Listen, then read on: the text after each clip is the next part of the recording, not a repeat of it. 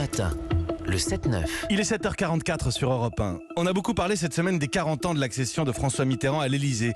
Ce matin, une femme qui a contribué à cette victoire. Mais nous la recevons pour un autre anniversaire.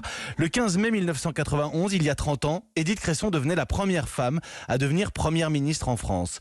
La dernière aussi. 10 mois seulement et aucune héritière. 30 ans après cette expérience malheureuse, il faut bien le dire. On y revient, on raconte, on analyse avec Édith Cresson elle-même, la première première ministre, et mon invité ce matin. Le tête-à-tête. Mathieu Béliard. Bonjour Édith Cresson. Bonjour. Au cœur de l'histoire de la 5e République, vous entrez à Matignon le 15 mai 1991, il y a 30 ans. Vous souvenez-vous de ce que vous éprouvez, de vos sentiments au moment où vous prenez vos fonctions de Première ministre ?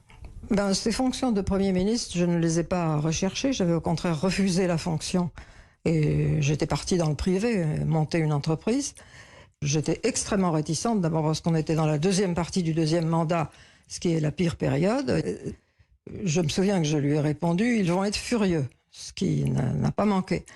J'ai été tout de suite extrêmement attaquée, naturellement par les médias, et aussi par les hommes politiques de droite et pas seulement de droite. Alors vous dites beaucoup de choses, mais d'abord, vous ne dites pas Première ministre, on dit Premier ministre en 1991. Mais tout ça, tout ça n'a aucune importance, je m'excuse. Ce qui est important, c'est l'attitude des gens devant une fonction qui est une fonction essentielle de la République et qui existe dans d'autres pays avec aucune attitude aussi hostile de la part des commentateurs. Autre chose très importante que vous avez mentionnée, les médias. Vous avez cité les médias avant vos confrères et consoeurs politiques. C'était le bébé de show qui me représentait comme une panthère lascive se traînant au pied de Mitterrand qui lui donnait des coups de pied pour s'en débarrasser. Bon, donc les gens qui ne me connaissaient pas, c'est-à-dire l'image qu'ils avaient de moi, c'était une image épouvantable qui était véhiculée par les médias. Les commentaires, c'était « elle porte des boucles d'oreilles, pourquoi ? Elle a un bracelet, comment ça se fait ? Regardez comment elle marche. » Ils se mettaient à genoux devant ma voiture pour filmer mes jambes, vous vous rendez compte ? Et ils avaient même déclaré que j'avais un de mes collants qui était filé. Non, c'est inimaginable l'attitude de ces gens-là, inimaginable. C'est propre à la France, vraiment ?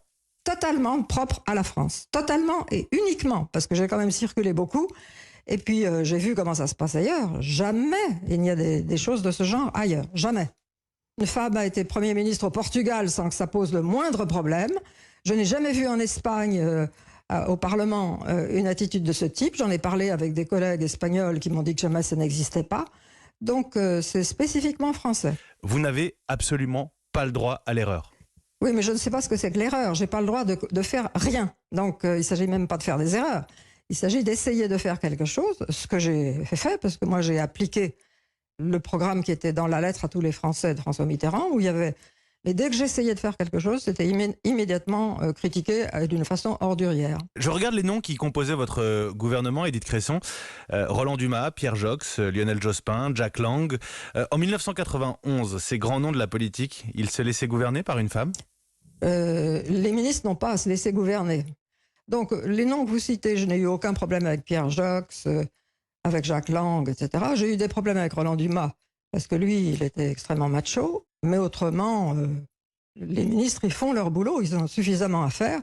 Et donc, j'ai eu effectivement des appuis, par exemple de Pierre Jox, des appuis très déterminés. Édith Cresson, est-ce que vous diriez qu'on vous a saboté ? Je ne sais pas si ça peut s'appeler comme ça. J'ai été très attaquée, oui, injustement. Oui.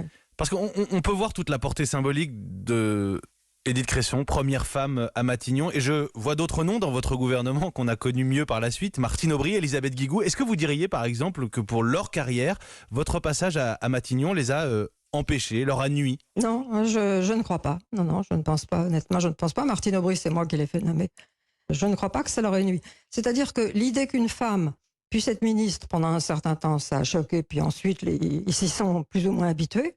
Mais Premier ministre, c'était trop. Là, il ne pouvait pas. Qu'est-ce que ça change, une femme, pour gouverner ? Rien du tout. Je ne sais pas. En tout cas, une question qu'on ne pose pas en Angleterre. On ne l'a jamais posée à Mme Thatcher. Il n'y a qu'en France qu'on pose cette question. Ça vous semble bizarre qu'en 2021, un journaliste de 37 ans que je suis vous pose cette question-là ? Non, on est en France, donc rien ne me paraît étonnant. Je suis habituée. 30 ans après, une femme, Ségolène Royal, a atteint le second tour de la présidentielle, 2007. Marine Le Pen, en 2017. La place des femmes françaises en politique, c'est pas non plus un progrès incroyable depuis. Moi, je ne peux pas dire que Le Pen soit un progrès. Vous ne me ferez jamais dire ça. C'est plutôt un danger. Et à mon avis, un danger qui malheureusement risque d'arriver. Je veux dire par là qu'aujourd'hui, c'est la femme politique la mieux placée. Oui, si on peut dire. Oui. Si on peut dire. Quand je reprends votre passage à Matignon, il faut se rappeler, tout de même, vous préparez le marché unique. Maastricht, c'est 1992. Oui.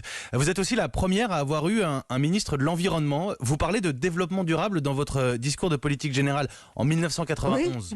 Oui, absolument. Et je me souviens qu'on avait Brice Lalonde et des gens comme ça qui travaillaient avec nous. Aujourd'hui, Édith Cresson, la gauche, c'est assez naturel, elle doit se tourner plus vers l'écologie? Bien sûr, elle doit se tourner, tout le monde doit se tourner vers l'écologie, pas seulement la gauche.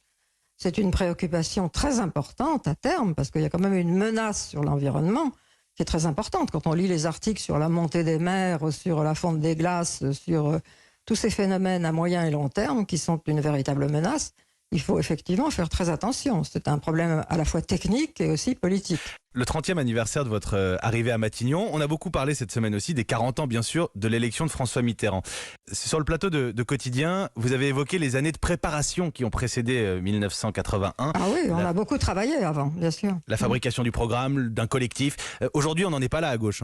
On faisait un travail très approfondi, on faisait des groupes de travail, on rédigeait des textes. On constituait vraiment un programme en se mettant d'accord, en se réunissant régulièrement. Donc c'est un fonctionnement qui est un fonctionnement sage, qui met toutes les chances de son côté. Donc je pense que cette méthode est la meilleure.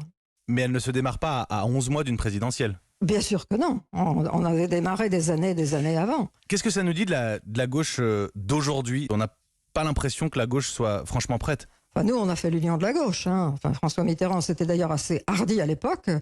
Il a su, François Mitterrand, unir la gauche. Qu'est-ce qui va arriver en premier, vous pensez, Édith Cresson, à l'Élysée? Une femme ou la gauche? Je ne sais pas. Une femme peut être de gauche, mais je ne sais pas. Je n'ai pas d'idée aujourd'hui. Je crois qu'aujourd'hui, on est dans une période extrêmement confuse sur le plan politique et on ne sait pas ce qui peut sortir de tout ça. Il y a en tout cas une certaine instabilité dans la société française qui est préoccupante. Vous êtes préoccupé de ce qui peut se passer en 2022? Oui, bien sûr, comme tout le monde.